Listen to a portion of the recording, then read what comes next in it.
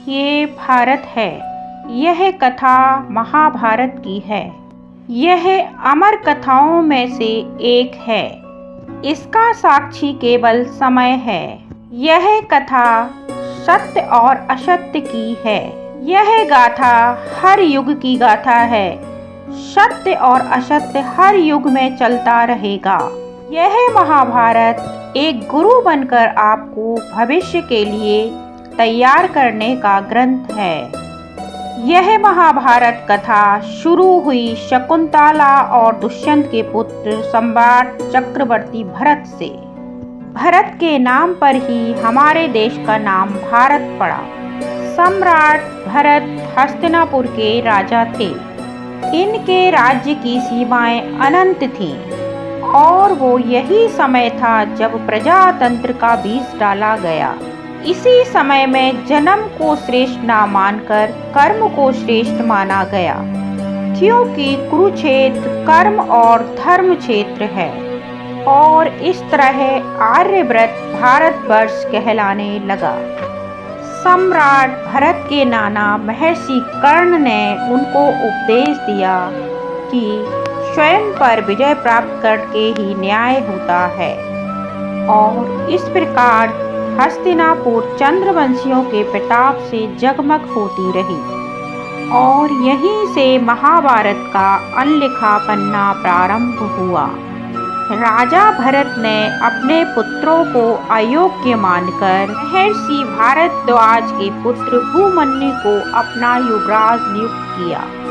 इस तरह भारतवर्ष में लोकतंत्र का अंकुर फूटा। परंतु कुछ पीढ़ियों के बाद राजा शांतनु के राज्यकाल में लोकतंत्र का पौधा मुरझाने लगा। एक दिन राजा शांतनु गंगा तट पर शिकार को गए। वहां उनकी मुलाकात गंगा से हुई और यह मुलाकात विवाह में परिवर्तित हो गई। किंतु माता गंगा ने एक शर्त रख दी कि आप मुझसे कभी कोई प्रश्न नहीं करेंगे। अगर आपने मुझसे प्रश्न किया तो मैं आपको छोड़कर चली जाऊंगी आपके प्रश्न का उत्तर देकर। कुछ समय पश्चात माता गंगा को पहला संतान हुई और उस पुत्र को उन्होंने गंगा माता में बहा दिया। इससे महाराजा शांतनु अत्यंत दुखी रहने लगे। इस तरह माता गंगा ने एक एक करके अपने 7 पुत्रों को गंगा में बहा दिया। जब 8वें पुत्र का जन्म हुआ तो राजा शांतनु अपने आप को रोक ना सके और माँ गंगा से प्रश्न किया। तब माता गंगा ने कहा, महाराज, यह सब कार्य एक श्राप के कारण हुए।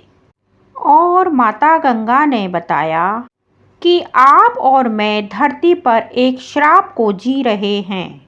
आप पिछले जन्म में राजा भीषक थे। आपकी मित्रता इंद्र से थी और इस प्रकार आप अपने मित्र की सभा में नृत्य देखने आया करते थे।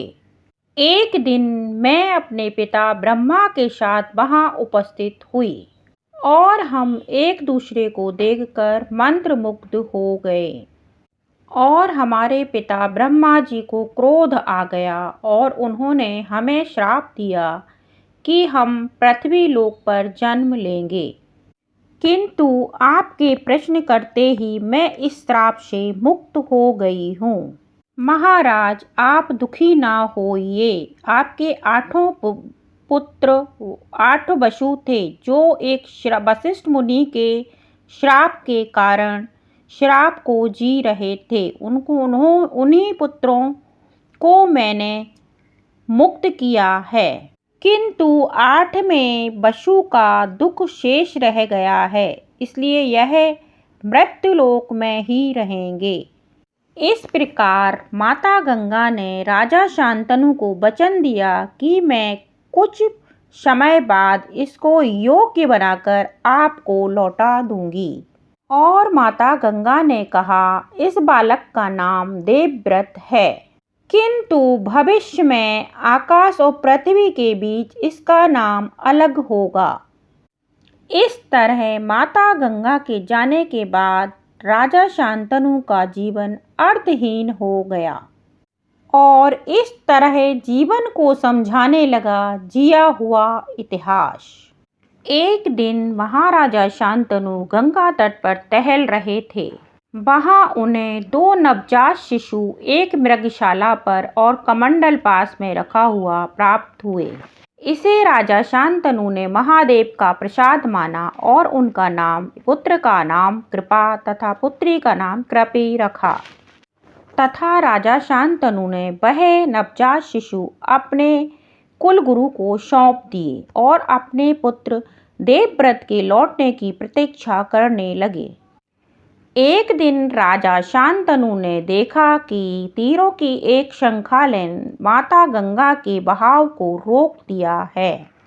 तभी माता गंगा प्रकट हुई तथा देवव्रत को यौवन अवस्था में महाराज शांतनु को सौंप दिया। ऋषि भार्गव देवव्रत के गुरु थे। उन्होंने देवव्रत को कर्म योग की शिक्षा दी। गुरु बृहस्पति ने देवव्रत को राजनीति सिखाई। वशिष्ठ जी ने देवव्रत को वेदों का ज्ञान दिया। इस तरह माता गंगा ने महाराज शांतनु से कहा कि अब आपका पुत्र हर विद्या में पारंगत हो गया है। इस तरह देवव्रत की कुछ सीखें थी जो उन्हें गुरुओं के ज्ञान से प्राप्त हुई थी। वह इस प्रकार से हैं। कार्य का आरंभ करो तो अंत तक करो। वह तो कार्य का परिणाम ही बता सकता है कि वह कार्य श्रेष्ठ है या नहीं। क्षत्रियों के लिए वस्त्र से अधिक उपयोगी शस्त्र होते हैं। इस प्रकार वेद वेदांग में परिपूर्ण होकर देवव्रत महाराजा शांतनु के साथ अत्यधिक खुश रहने लगे। एक दिन राजा शांतनु के दरबार में एक वैश्य आया जो कि एक घोड़ा लाया। उसे कोई भी काबू में ना कर सका। तब देवव्रत ने उसको काबू में किया। देवव्रत उस घोड़े पर सवार होकर भ्रमण के लिए निकले। देवव्रत ने वहां देखा कि साल्व राजा उनकी सीमा में प्रवेश कर गया है और उन्होंने अकेले ही उस सेना को परास्त कर दिया और साल्व को बंदी बनाकर महाराजा शांतनु के पास लाए। तब राजा शांतनु ने देवव्रत को अपना युवराज घोषित कर दिया, परंतु विधि का विधान कुछ और ही था। एक दिन राजा शांतनु शिकार करने के लिए वन को गए। उनकी मुलाकात मल्लाह पुत्री सत्यवती से हुई और राजा शांतनु को सत्यवती से प्रेम हो गया और राजा शांतनु ने सत्यवती के पिता दाशराज से हाथ मांगा। तब उन्होंने एक शर्त रख दी कि मैं तभी विवाह करूंगा जब मेरी पुत्री के पुत्र राज्य करेंगे।